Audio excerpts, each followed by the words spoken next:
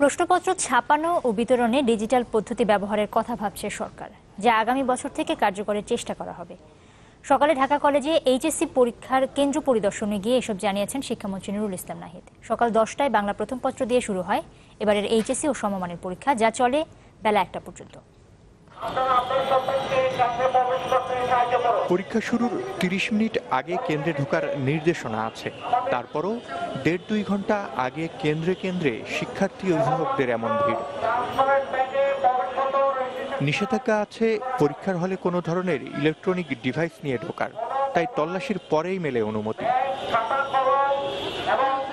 বাংলা প্রথম পত্র দিয়ে শুরু হওয়া এবারের এইচএসসি ও সমমানের পরীক্ষায় সব মিলিয়ে 26 বিষয়ের 50টি পত্রের পরীক্ষা হবে সৃজনশীলে। আর দেশে বিদেশে এই পরীক্ষায় অংশ নিচ্ছেন প্রায় 12 লাখ পরীক্ষার্থী। কেমন হচ্ছে পরীক্ষা খোঁজ নিতে কেন্দ্রে হাজির হন শিক্ষামন্ত্রী। পরে জানান, ফাঁস ঠেকাতে প্রশ্ন ছাপা ও বিতরণকে ডিজিটালাইজড করার কথা ভাবছে সরকার।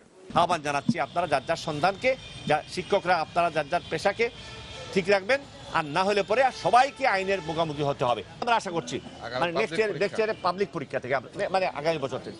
পরীক্ষা নিয়ে অভিভাবকদের চিন্তাও কম নয়।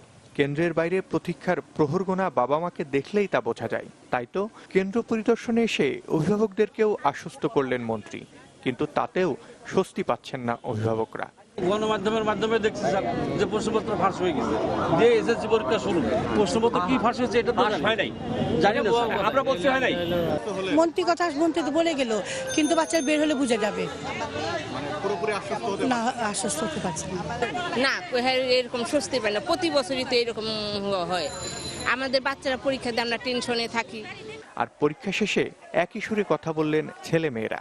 কোনো সমস্যা নেই, পরীক্ষা খুব ভালো হয়েছে এবং প্রশ্ন খুব সহজ হয়েছে। এটা বইয়ের ভেতর থেকে আসতে সব উত্তরগুলো কমন ছিল। প্রশ্ন ফাঁসের ব্যাপারটাকে আমরা ওইসবের উপর ডিপেন্ড করি না, আমরা নিজেরাই বই পড়ে এবং আমরা সুন্দরভাবে এসে পরীক্ষা দেওয়ার চেষ্টা করি।